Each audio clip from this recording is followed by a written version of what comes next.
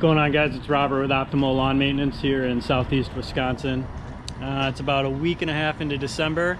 We just wrapped up cleanups completely yesterday. So today we're out at the storage unit. We're going to be getting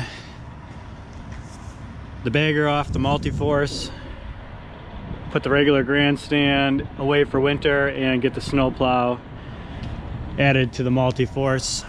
Got to do some rearranging in the storage unit, get the plow out, get the deck off, and get the snow tires on, get everything changed over. So I'm gonna pull all the machines off the trailer. I'm gonna get the plow put on after I get the bagger off.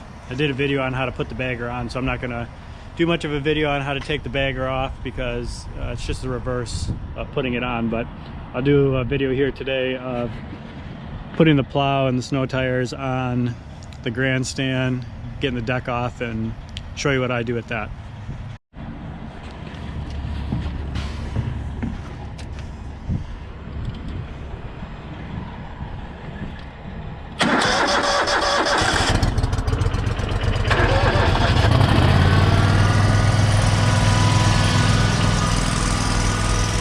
Cold start on the machines. It's about 30 degrees out today, so it's a little chilly. Took advantage of 50 degrees yesterday to wrap up some leaf cleanups, and we'll let those warm up while we get some of this stuff pulled out, reorganized, and put away for winter.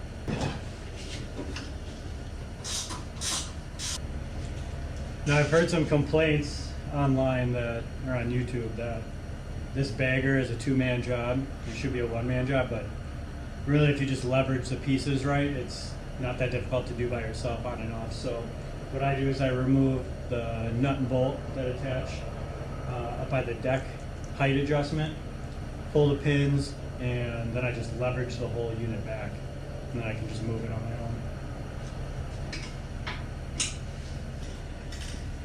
I also use a silicone spray on the pins when I put them in so that they're easier to take out. It makes them go in easier too when you're installing.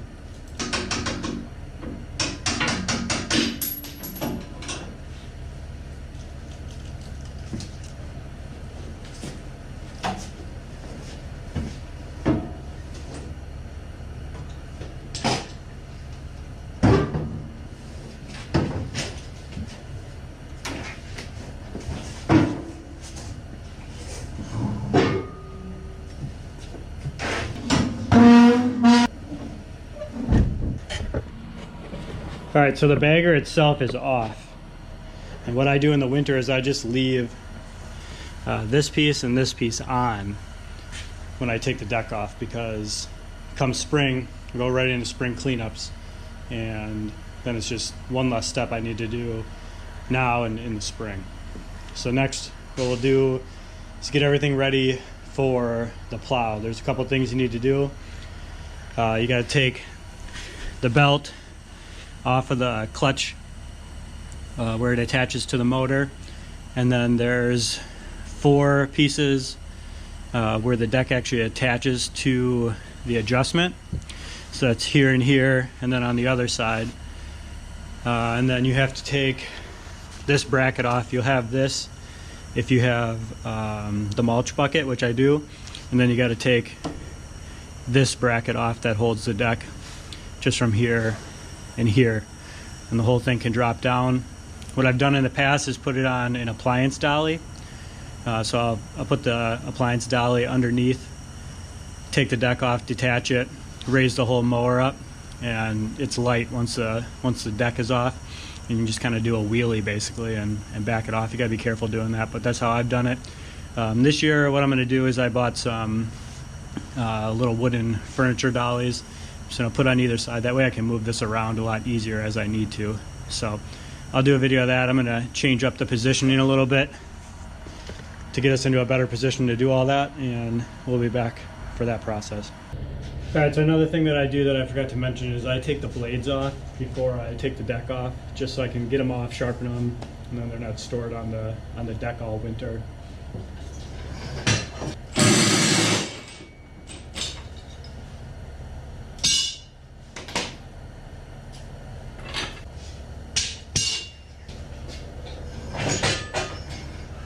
I said I usually use an appliance dolly for this part, but this year I'm going to try some furniture dollies out and see how that works. Alright, so they're not going to fit underneath while the deck is up. It's in the highest position, and what you got to do is you got to lower the deck to take some of the tension off. So what I'm going to do is I'm going to lower the deck onto some 2x4s, because remember, you're going to pull the machine up and pull it over to get away from the deck. So what I'm going to do is I'm going to put 2x4s underneath to support it, and then what I'll do is I'll just move one side of the deck to the furniture dollies after I have everything moved away. So now I'm going to drop it down to 2 inches, but what that's going to do with 2 2x4s on each side is leave some slack in the chain, which is what you want. Alright, so now where we're at is we want to take these nuts off, pull the bolts off, and then what I do in the winter is I just take these chains and this bracket, and I just zip tie them up so they're kind of out of the way. Some people would take them all the way off up here, which is fine too. I don't know what the actual correct way is, but you can do either. Every spring I bring this in for just a full go over top to bottom for my dealer, and I have them level and pitch the deck to an appropriate setting, because that can be really finicky, and I'd rather just pay my dealer the 30 minutes to do that than try to mess with it myself.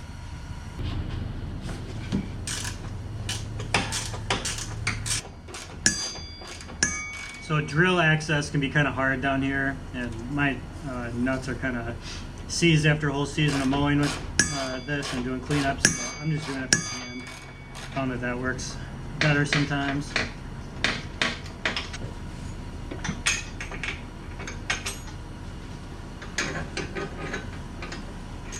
Alright, so we've got one free. I'm actually going to leave these on the deck.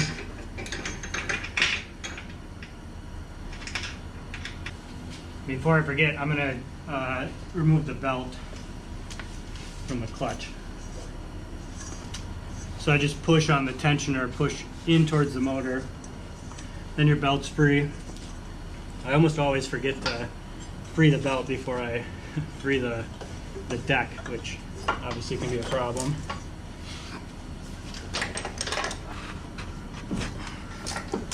Alright, so the rear is free.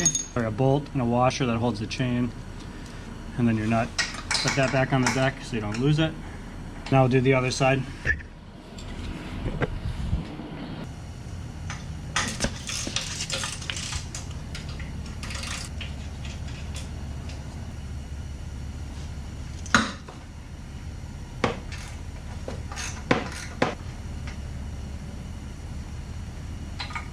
Alright, so we have these 4 points of the deck disconnected from the adjustment, the height adjustment.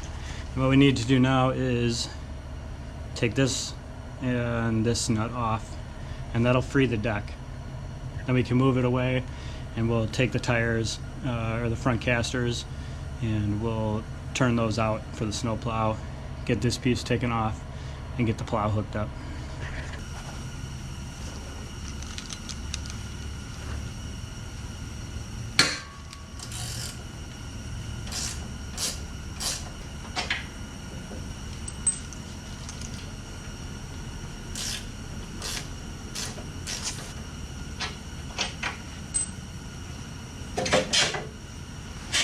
Alright, so you drop it down like that, and the deck is free. Remember, we got the 4 connection points, these 2 bracket connection points, and the belt.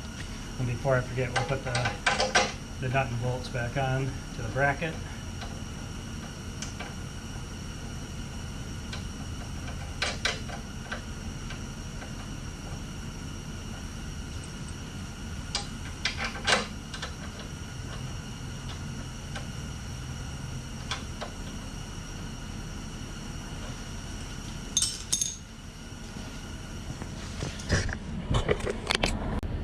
Alright, so this part's always a little sketchy.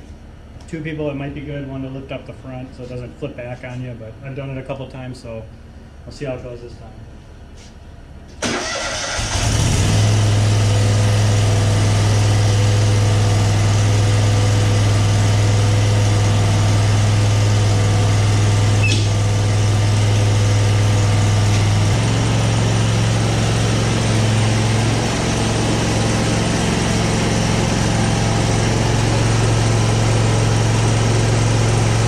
Alright, not too bad. So we got the machine free from the deck.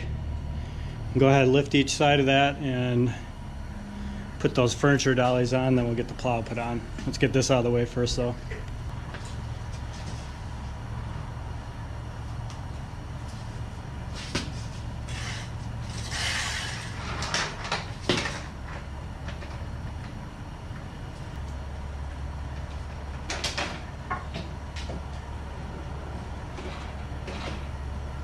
So that worked out pretty well. I think what I'm going to do is I'm going to put a ratchet strap around the entire thing to just hold the dollies to the deck so it doesn't tip out and lose out. You don't want to have your toe under there, get smashed. Alright, so the deck is good to go. Can move that around pretty easily, which is nice. It's a couple 100 pounds. Now we just got to get this bracket off, move both the casters to the rear position, and then put the snow tires and wheel weights on.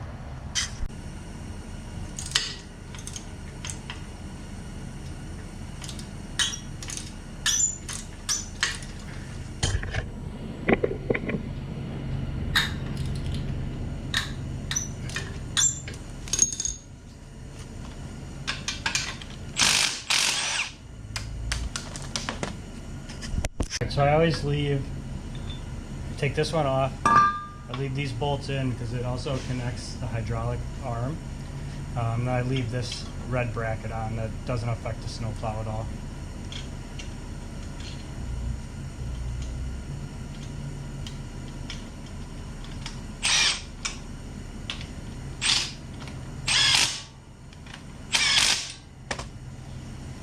Alright, so the next thing is the caster wheels, and I've always found these to be some of the most difficult to loosen.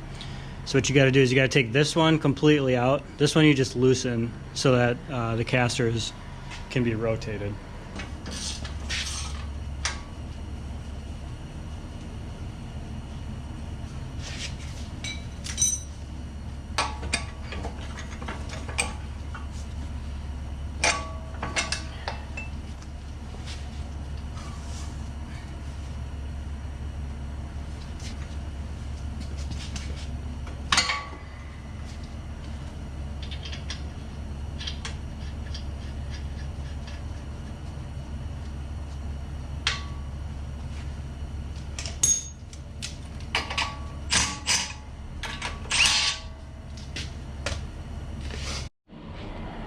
Alright, we've got the bracket off. We've got both caster wheels set back. Those are tightened down. The last thing to do before putting the plow on is to lift up the rear end and change out the tires to the snow tires and weights. The snow tires and weights are an option. It's something I would highly recommend, especially if you're going to be pushing some wet, heavy snow. Any bit of weight helps on this machine. I've spent 3 seasons now, I think, using this as my primary snow removal unit, and I don't know how I would have done most of it without the wheel weights, especially where we're at. We get a lot of wet and heavy snow. This year, for the truck, I got a Western Wideout, so that's going to be the primary snow removal option this year, but I will have the trailer loaded up with the Grandstand, with the plow, and some extra snow blowers just in case the truck or the plow goes down.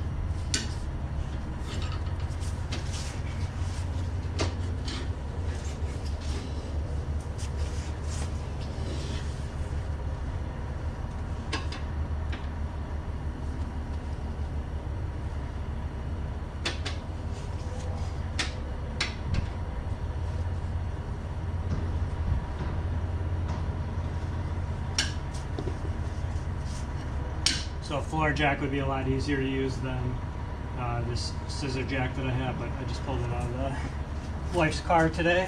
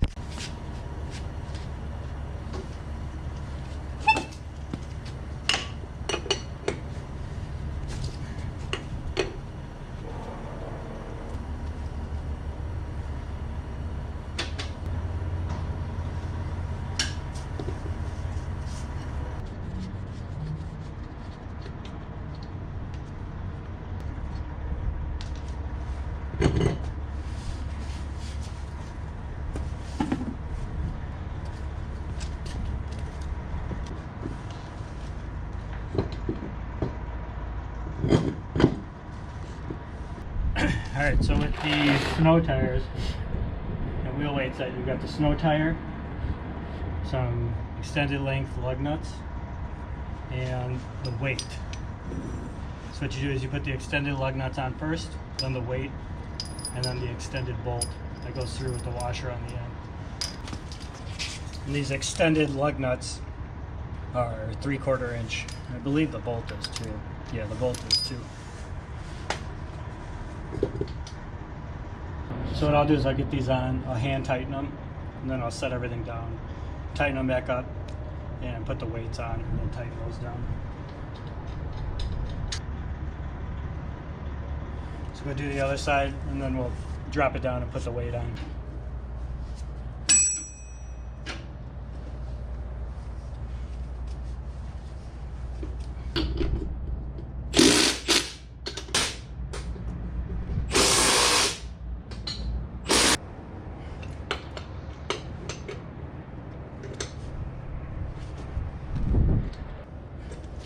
Alright, the wheel's on, the weight comes on, the weight goes on only one way. This is for the valve stem.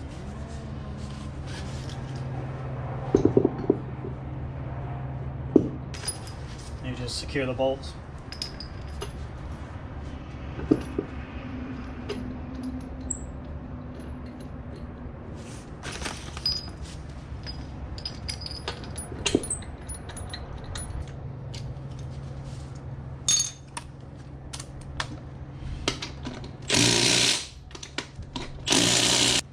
Alright, so after the first use, I like to re-snug the bolts that go in there. Go ahead to the other side, do that, and then we'll get the plow on the front.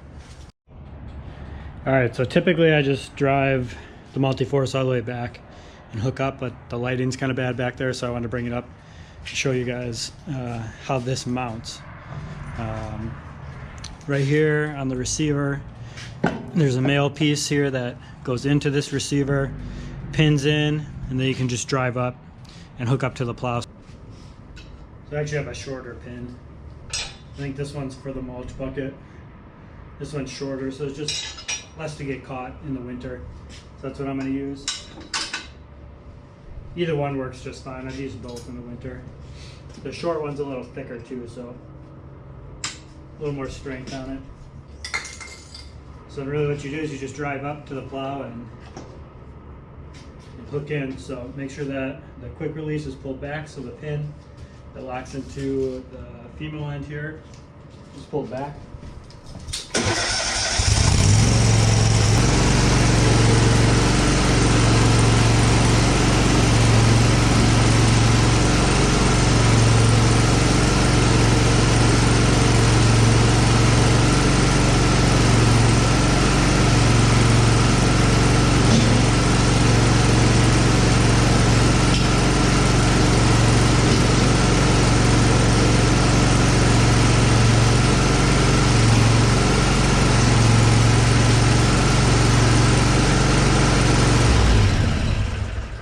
So what you want to do next is either remove the kickstand completely, which you can do, just like that. It's usually what I do in the winter if I'm going to be storing it.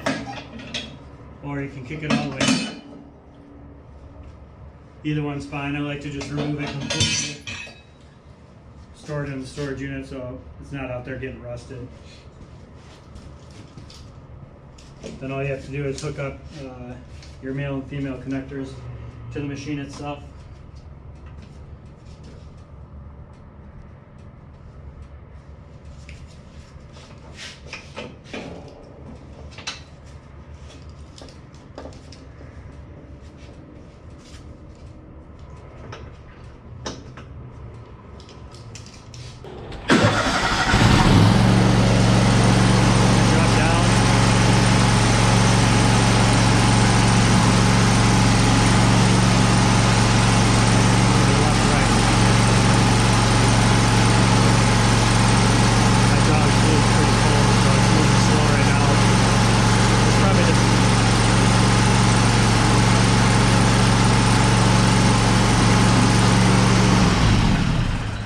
So you can see it's moving kind of slow, and that's probably the biggest downside to this machine for using it for full-blown snow removal, is that when it gets really cold out, or if you're moving from site to site and you have to trailer it, it gets really cold. The hydraulic fluid, there's not a ton in this machine, so it can gel up on you and take some time to warm up and cycle back through after using it, you know, going up and down, left, right. And then when it's really cold out, I've done some sub-zero snow removal with this.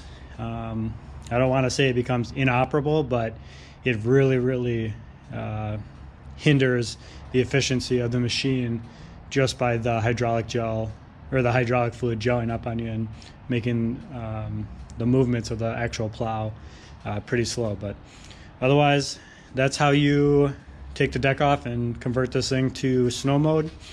I'm gonna go ahead, get it put on the trailer and get the trailer put away and the storage unit cleaned up so that I'm ready for snow if the truck or the plow goes down for whatever reason. I've got this as a backup now. All right, so here's a full walk around of the machine. This is the 4-foot Boss plow. It does come in a 5-foot, and you can get wings for it if you want. The sidewalks by me, half of them are 4-foot, half of them are 5-foot, so I did opt for the 4-foot plow so I could use it on every site. This machine is great if you are looking for kind of a low cost entry or lower cost entry into snow removal. Like I said, I used it for the first 3 seasons of snow and it did really well for me. I just got to the business side, or I just got to the point on the snow business side that I needed something more efficient, so I went with the 250 and got a wideout for that, so that'll be nice for all my residential stuff. I do primarily residential, but this is a great way to get this machine working all 12 months of the year instead of sitting in the winter. So this will be my backup, and it'll be on the trailer ready to go in case I need it this winter.